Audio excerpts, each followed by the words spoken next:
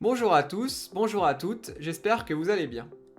De nos jours, on entend de plus en plus des phrases du type pour être sécurisé sur un site, il faut avoir un mot de passe long, non intelligible, unique, avec des minuscules, des majuscules, des chiffres, des caractères spéciaux, et ne le garder que dans sa mémoire. Et je crois qu'on est tous d'accord pour dire que la liste est trop longue et que personne n'a envie de s'embêter avec ça. Mais alors, que faire? Là, vous pensez sûrement à deux choses. La première, le bon vieux calepin, où tous les mots de passe sont écrits à la main. Et je pense qu'on sera tous d'accord pour dire que c'est une très mauvaise idée. Un carnet, ça se vole, ça se perd, ça se brûle.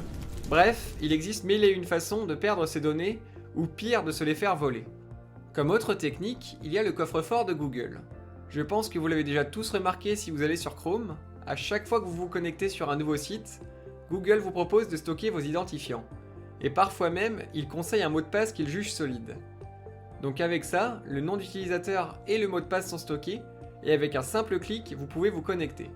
D'ailleurs, si vous vous demandez sur quel site vous avez fait ça, il vous suffit d'aller sur les trois points en haut à droite de Google, aller sur mot de passe et saisie automatique, puis gestionnaire de mots de passe par Google. On y retrouve la liste de tous les sites où les identifiants sont enregistrés et on peut modifier ou supprimer ce qu'on veut. Ce qui est bien avec cette page, c'est qu'on a la possibilité de faire des vérifications. Il suffit d'aller sur la gauche sur l'onglet Checkup. On peut voir si les mots de passe sont toujours valides, s'ils ont été réutilisés, ou encore s'ils sont assez robustes. Après, j'ai quand même quelques réserves avec ça. Par exemple, si quelqu'un a accès à votre compte Google, quasiment tous les sites que vous utilisez seront exposés. Aussi, je recommande de ne pas le faire pour les sites qui pourraient vous porter préjudice. Personnellement, pour gérer mes identifiants, je préfère utiliser un logiciel qui va me permettre de créer mes propres coffres-forts à mots de passe. Le principe est simple. Comme pour le coffre-fort d'une banque, il y a un code à mettre en entrée, puis à l'intérieur, on y range ce que l'on souhaite. Un très bon logiciel que j'ai envie de vous présenter pour ça est KeePass. KeePass en lui-même sert juste à lire et créer des fichiers. Chacun d'entre eux sera un coffre. Et ce qui est bien, c'est que ça ne traîne pas partout sur internet, ça restera sur votre PC. De plus, du moment que KeePass est installé, les fichiers sont lisibles. Ce qui implique que si tous les PC que vous utilisez ont KeePass installé, il vous suffira de mettre votre fichier sur une clé USB pour le lire d'un ordinateur à l'autre par exemple. Faisons les choses dans l'ordre. D'abord, tapez KeePass sur votre moteur de recherche et allez sur le site officiel. Je précise ça car si vous passez par un tiers, il est probable que vous téléchargiez en même temps des fichiers indésirables sur votre PC. Une fois sur le site, sur la gauche, vous allez sur Téléchargement. Vous avez le choix entre une version pour Windows ou une version portable. La première sera mieux si vous n'avez qu'un PC. Le logiciel sera tout simplement installé dessus comme n'importe quelle autre application. La seconde option sera plus utile si vous avez plusieurs PC. Vous installez sur une clé USB, puis vous transportez de PC en PC comme je l'expliquais plus tôt. Pour la vidéo, je vais prendre la dernière version, donc la 2.59, et l'utilisation pour Windows.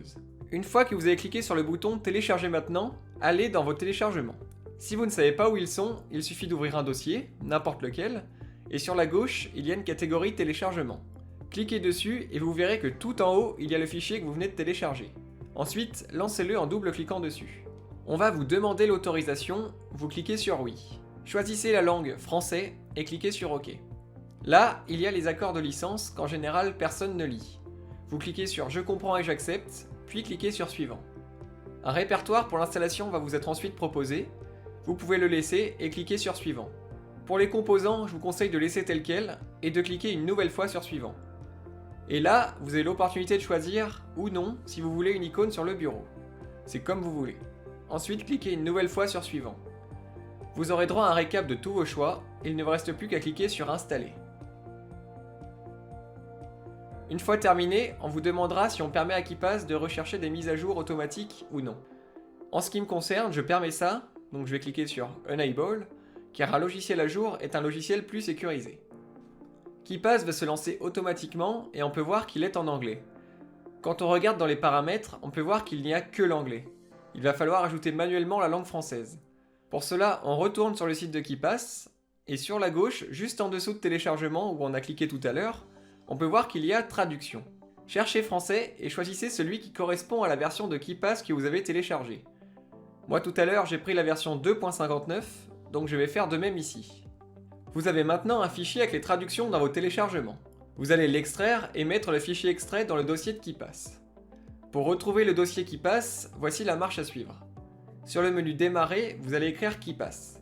L'application va vous être proposée, et là, vous allez aller sur Ouvrir l'emplacement du fichier. Malheureusement, on peut voir que je n'ai pas atterri sur l'endroit que je voulais, mais sur un raccourci. Ce n'est pas grave.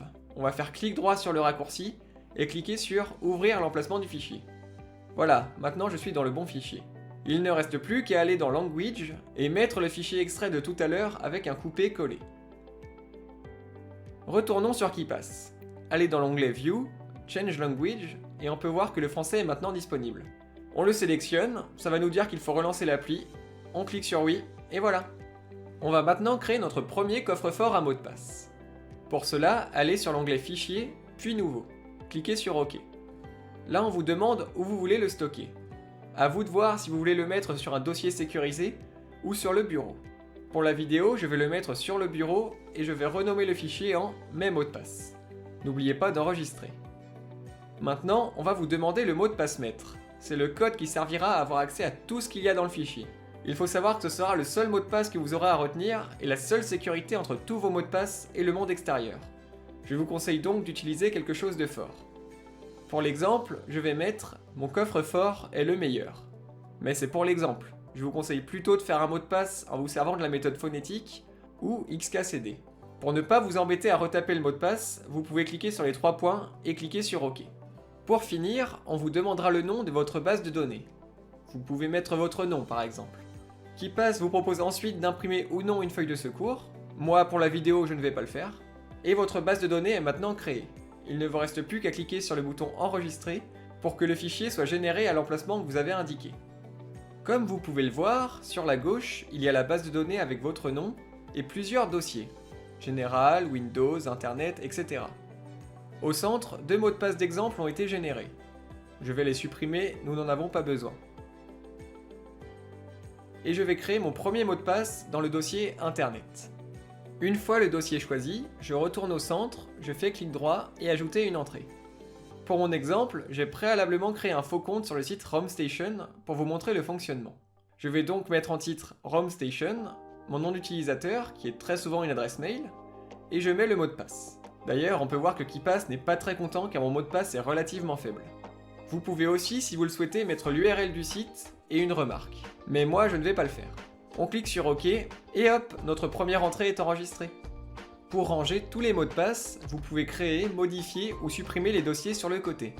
Par exemple, je n'ai pas vraiment d'intérêt à garder le dossier Windows et le dossier réseau. Par contre, dans Courriel, je peux avoir Gmail, Outlook, Hotmail, Neuf, etc. Je vais maintenant vous montrer comment utiliser KeePass pour vous connecter aux différents sites. Il y a 2 façons de faire. La première, c'est double-cliquer sur le nom d'utilisateur ou le mot de passe. En faisant ça, vous l'avez copié dans le presse-papier et il ne vous reste plus qu'à le coller où vous voulez. La donnée est copiée uniquement tant que la barre verte n'est pas vide, donc 12 secondes. Mais il y a plus simple. Allez sur le site où vous voulez vous connecter, cliquez sur le premier champ où il faut mettre en général le nom d'utilisateur, puis retournez sur KeePass. Vous allez faire clic droit et accomplir la saisie automatique. Et c'est magique, ça le fait tout seul. Cette vidéo touche à sa fin, j'espère avoir été assez clair et assez complet. Si vous avez des questions, n'hésitez pas à me les poser en commentaire. Si vous voulez me soutenir, vous pouvez liker la vidéo et vous abonner à la chaîne.